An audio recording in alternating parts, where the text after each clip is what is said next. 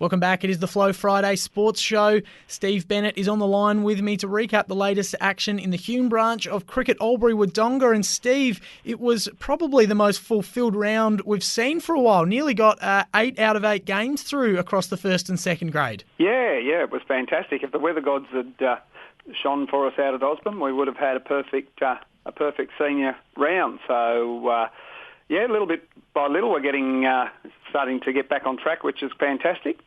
Very good. Close but no cigar with that Osborne game being washed out. We'll get to that in just a moment, but we'll start with the Rocky-Rong Creek because they had a nice win over Culcairn. They bowled Culcairn all out in 26 overs for 123, managed to chase it down in just over 18 overs. So they got there pretty comfortably in the end, and Todd Hannam was probably the man of the match, 63 not out with the bat. Yeah, Todd's a great performer, and he bowled some miserly overs as well, scored 100 in the last game, so he's a perennial performer for the Rock-Rong Creek. So, Culcairn only had a couple of blokes in double figures. Riley Noble, the captain, played the captain's knock, but 123 on the Lightning Rong Creek ground was never going to be enough.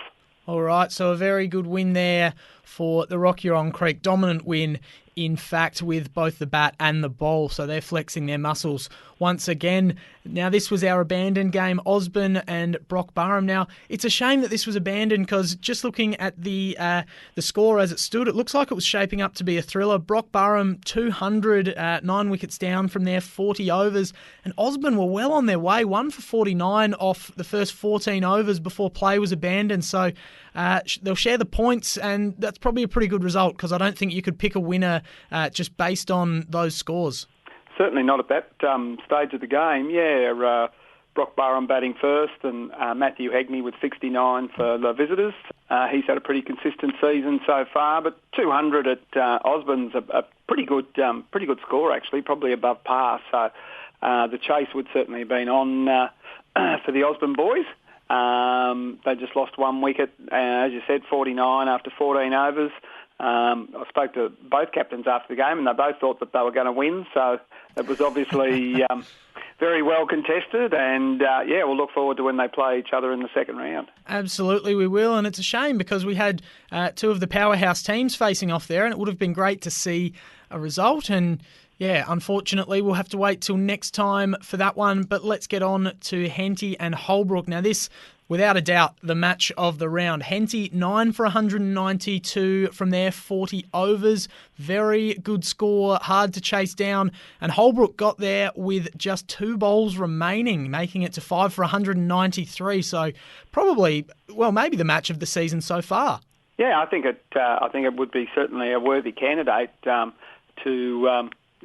have 2 balls not bowled out of the available 80. Henty setting a really good score. Shannon Turley continuing his good form with 55 with the bat. And young Jordan Klemke with 32. 192, they've got a good bowling attack, Henty. They probably would have thought that they were pretty well on their way. Ben Parker taking 3 wickets for Holbrook. A well-paced chase. Looking at the top order there, the first four batsmen scoring 30 plus, so they got a really solid start. And that, I don't know if we're allowed to call him an old campaigner. We'll call him a veteran campaigner. Robbie McKinlay, always there at the end when there's a win to be chased down. So, really good chase by Holbrook. Give them a lot of confidence. They've had a difficult start to the year. Fantastic to see them firing. Very good. And for Holbrook, I think Tom Parker's knock looks like it was a pretty important one. 37 wasn't their highest scorer, but he did it in just 24 bowls, which when they're chasing a score of that magnitude, to have someone come in and make a very quick 37, no doubt that helps the run chase in a big way. And as a result, Robbie McKinlay and Jaden Hucker at the crease at the end, 12 off 24 and 3 off 6. So because Tom Parker went gangbusters with the bat earlier, they were able to sort of play some more responsible cricket and not have to chase down the runs as quickly as possible by the looks of things. Yeah, it certainly takes a little bit of pressure off when someone can come in and get that scoring moving. when Tom got out, there was still 60-odd runs to get. But like you say, he would have got them just a bit closer to the target and certainly up the pace. Takes a little bit of pressure off the guys at the end just to knock them about and get those runs. So, yeah, good innings from him. Rand v Waller. Now, this is top v bottom, and we thought this might be a really dominant performance by Waller, and in some ways it was, but I think this is a really positive performance by Rand by the looks of things. They didn't get bowled all out. They survived their full 40 overs and they made 7 for 124.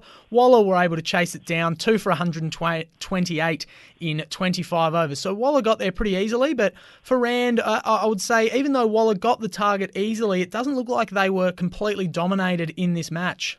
That's right, Dan. And, Waller have a very potent bowling attack. So surviving 40 overs is a achievement unto itself. Mark Kreutzberger has been scoring all the runs for Rand this year, and he sort of missed out a bit on the weekend. So good to see another couple of guys step up and put some runs on the board. 124. It's not a great tally, but like you said, they didn't get bowled out. They hung in there, and certainly showing some positive signs. Mitch Lauritsen for Waller taking 3 wickets again. He's taken quite a few wickets this year. So, some really positive signs from Rand. Very difficult to defend a lower score like that off 40 overs. The batsmen come out and knock it about, and that's pretty much looks like what they did. But still, good performances there by Joel Merkel and Jared Weeding to get Waller home. And Steve, I probably should have asked you this at some point before this already, but we're in an 8-team comp here, so I assume that means the top 4 are playing finals? We actually play a top 6, Dan, which is interesting. Yeah, so in the first week of finals, I'll just go through it real quickly, but in the first week of finals, 1 hosts 6, 2 hosts 5, and 3 hosts 4. The 3 winners go through and the highest placed loser. So the only team that's guaranteed to go through if they lose the game is a team that finishes first. Okay, so a bit of a wild card set up there with plenty of teams getting in and playing finals, which is good to see, especially in this league, because we've seen currently Holbrook is sitting 6th and they've had some really good performances, and you'd say they're not too far off the mark of being a finals team. Oh, absolutely. And you do see teams sort of move a bit after Christmas. Teams go on runs and things like that. The Rocky-Rong Creek went on a bit of a run last year all the way to the grand final. So, we may there may be some surprises coming up after Christmas, and one of those teams in the bottom half of the 6 might just start one of those runs. So, it creates plenty of interest. It's great having the majority of teams playing finals. It just gives everyone a bit more cricket and puts a bit of interest, like you said, with that wild card. Definitely, and of course with Harvest and we've had players missing from most teams and there's been fill-ins left, right and centre. It's good. It's probably not a fair reflection if only 4 out of the 8 teams are playing finals. So good to see that. Let's just have a quick look ahead at this weekend's action. We've got Holbrook taking on the Rocky-Rong Creek. So they're sitting 5 and 6 at the moment. So holding on to those last 2 final spots. Yeah, and Holbrook at home. They've had a big win away last week. They would back themselves and so they should. The Rocky-Rong Creek have been playing very well though, so it'll be another challenge for Holbrook to see if they can knock off another team ahead of them on the ladder. Rand taking on Henty, so it was top-placed Waller that beat Rand last week. So Henty sitting in 4th. Won't be as tough for Rand as they search for hopefully their second win for the year, and for Henty trying to stay in touch with that top 3. Yeah, they'll be very keen to make amends for that narrow loss, Henty. Rand, I get the feeling at some stage it's going to turn around for them. They're going to get a bit more player availability and things like that.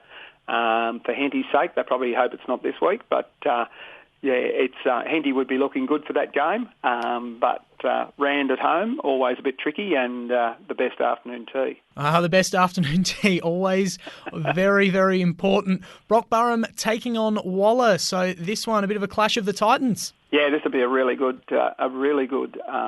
clash, I think, Dan. This would be the clash of the weekend. You've got the reigning premiers playing a team that's missed out in the last couple of years, who are undefeated. I think it's fantastic to see these guys playing the last game before Christmas. It's a very difficult one to pick. Brockburham are always very difficult to beat at home. Waller's on a big run. Who knows? I'm going to go with Brockburham at home. All right, the tip is in, and our last game, Colcan taking on Osborne. Osborne would be a little bit disappointed they didn't get to finish that run chase last week. Colcan had a pretty solid loss, as we discussed earlier. Osborne will be hoping to go down there and finish on a winning note for the before the break, and probably would be well placed to do that. Colcan, if they put it together, will certainly be more than competitive. The upcoming action in the first grade of Hume, Cricket Albury-Wodonga. We better leave it there, Steve. We've run a bit long, so we won't have time to talk second grade, but we can do a wrap-up of that next week because, of course, they finally had a round with all 4 games played, as we mentioned, so we'll give that a bit more airtime next week. Were you in action on the weekend, though? I was on the field. I don't know if you'd call it action, but I got in the way of a few. A few hit me. I can't ask for much more than that. We had a narrow win down at Brockburham. Nothing wrong with being a specialist fielder, Steve, as I always say. That's certainly what my position would be. Anyway, we better leave things there, Steve. Always good to talk cricket with you. Looking forward to doing it again next week. And good luck to you if you're in action, and good luck to everyone in the association with their cricket this weekend. Thanks, Dan. Thanks a lot.